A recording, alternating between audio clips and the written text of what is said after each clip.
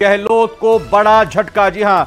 अशोक गहलोत को मुकदमे का सामना करना पड़ेगा। आपको बता दें, केंद्रीय मंत्री गजेंद्र सिंह शेखावत द्वारा राजस्थान के पूर्व मुख्यमंत्री अशोक गहलोत के खिलाफ दाखिल मानहानि के मामले में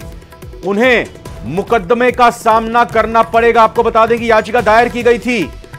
अशोक गहलोत की तरफ से, लेकिन अब एक तरह से इसको बड़ा झटका माना जा सकता है। केंद्रीय मंत्री गजेंद्र सिंह शेखावत की तरफ से राजस्थान के पूर्व मुख्यमंत्री अशोक गहलोत के खिलाफ मानहानि का यह मामला है, जिसमें आपको बता दें कि अशोक गहलोत दिल्ली की राउज एवेन्यू कोर्ट से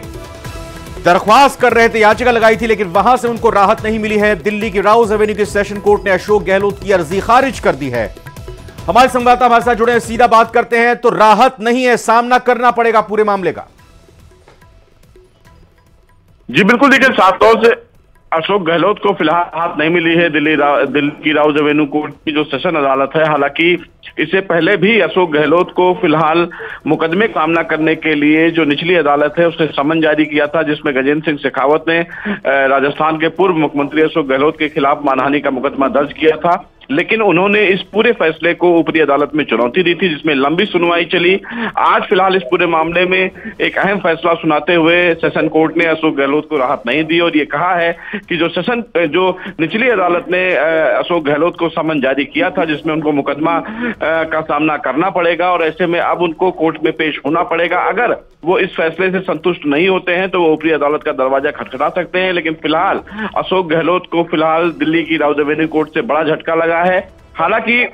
निचली अदालत ने यह माना था कि गजेंद्र सिंह शेखावत द्वारा जो आरोप लगाए गए हैं उन आरोपों की जांच के लिए आरोपी समन जारी करना आवश्यक, कि जिस तरह के आरोप लगाए गए, जिसमें यह कहा गया था कि घोटाला नजर केवल अशोक गहलोत ने गजेंद्र सिंह शेखावत के खिलाफ टिप्पणियां, बल्कि उनके परिवार वालों का भी बहुत ज्यादा टिप्पणियां की थी, जिससे उनकी सामाजिक छवि धूमिल हुई है, उन्हें गहरा धक्का लगा है और इन तमाम प्रक्रिया को अपनाने के लिए उन्होंने ये मुकदमा किया था। ऐसे में कोर्ट ने इस मामले में सुनवाई थी। अशोक गहलोत से भी कोर्ट में दलीलें रखी गई, लेकिन कोर्ट अशोक गहलोत की दलीलों से संतुष्ट नहीं हुआ और उसी आधार को देखते हुए सेशन कोर्ट ने भी ये माना कि जो निचली अदालत ने अशोक गहलोत को समन जारी किया था वो नियम और तथ्यों के आधार पर ही जारी किया था, लिहाजा इस मामले में हस्तक्षेप करने का कोई औचित्य नहीं बनता है। तो ऐसे में अब ये साफ है कि अशोक गहलोत को निचली अदालत के द्वारा जो जारी समन है उसका सामना करना पड़ेगा और उसके खिलाफ जो मुकदमा चल रहा है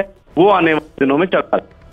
इसको ऐसे भी देख सकते हैं कि ये तो हालांकि आगे क्या मामला है, लेकिन अगर समन जारी होता है और उनको खुद हाजिर होने के लिए कोर्ट की तरफ से कहा जाता है तो उनको पेश होना होगा। जी बिल्कुल, देखिए साफ तौर से वो फिलहाल कोर्ट में पेश नहीं हुए थे और उन्होंने इसी बाबत उन्होंने सेशन कोर्ट में अपने इस पूरे समन को चुनौती दी थी। तो अब जब कोर्ट ने ये माना है कि जो समन जारी किया गया था वो समन फिलहाल सही है, तो अब अशोक गहलोत को कोर्ट में पेश होना होगा और बाकायदा उन्हें जमानत लेना पड़ेगा। अगर उस फैसले से वो संतुष्ट नहीं है तो निश्चित रूप से वो हाईकोर्ट में का दरवाजा खटखटा सकते हैं, लेकिन बावजूद इसके उनको समन के लिए अब कोर्ट में पेश होना होगा। बिल्कुल, तुरंत ये सुशील, चूंकि आपने खबर ब्रेक की है, तुरंत ये जानकारी मिली है, क्या बात हो पाई दोनों पक्षों के वकील की तरफ से, क्या उनकी प्रतिक्रिया? जी देखिए, दोनों तरफ के जो वकील हैं तरफ से फिलहाल अभी इस पूरे मामले में जानकारी दी जा रही है। पूरे की वो देखने के बाद ये फैसला लेंगे क्या फिलहाल इस मामले पर आगे बढ़ा जाता है। फिलहाल इस पूरी प्रक्रिया को लेकर वो अभी फैसले की कॉपी को देखेंगे, उसके बाद ही ये तय करेंगे कि क्या आगे रणनीति होगी। लेकिन हालांकि अशोक गहलोत की तरफ से कोर्ट में दलीलें बहुत मजबूती से रखी गई थी, लेकिन कोर्ट के समक्ष वो दलीलें उतनी सेटिस्फाइड नहीं हुई, जिसकी वजह से कोर्ट ये माने कि जो फिलहाल समन अशोक गहलोत को किया गया था वो समन कानूनी रूप से सही नहीं था और यही कहीं ना कहीं उनके लिए एक माइनस पॉइंट भी रहा कि अशोक गहलोत को अब फिलहाल राउज एवेन्यू कोर्ट से करारा झटका लगा है। तो अब ऐसे में देखना भी बेहद अहम होगा कि अब अशोक गहलोत की अगली रणनीति क्या होगी। लेकिन फिलहाल निचली अदालत ने जिन्हें समन जारी किया है उस समन के मुताबिक अब उनको अगले सुनवाई में एक नया समन जब कोर्ट निचली अदालत जारी करेगा तो पेश होना होगा और बाकायदा जमानत लेना होगा। बिल्कुल सुशील, तो ये बड़ी बात, क्योंकि खबर बड़ी है तो थोड़ा और विस्तार से इसमें जाना होगा, बातचीत करनी होगी। लंबे समय से पूरा का पूरा मामला चलता रहा है, एक तरफ संजीवनी मामला अलग चल रहा है, लेकिन दूसरी तरफ जैसा आपने बताया कि ये अशोक गहलोत की तरफ से कुछ ऐसी टिप्पणियां, कुछ ऐसी बातें कही गई जिसको लेकर केंद्रीय मंत्री गजेंद्र सिंह शेखावत ने अदालत का रुख किया और इसको मानहानि के मामले के तौर पर देखा, और फिर उसके बाद मानहानि का जब मामला किया गया तो निचली कोर्ट की तरफ से समन जारी हुआ। हम थोड़ा जानना चाहेंगे, संजीवनी घोटाले से इतर ये अलग मामला है, ये सेपरेट मामला है, हालांकि परिप्रेक्ष्य वही है, संदर्भ वही है, लेकिन ये कड़ी दूसरी है। तो थोड़ा अभी तक जिन पड़ाव से ये मामला गुजरा है एक बार और विस्तार से बताएं, क्योंकि मामला बड़ा है, इसलिए जानकारी भी हमें विस्तार से और लेनी होगी।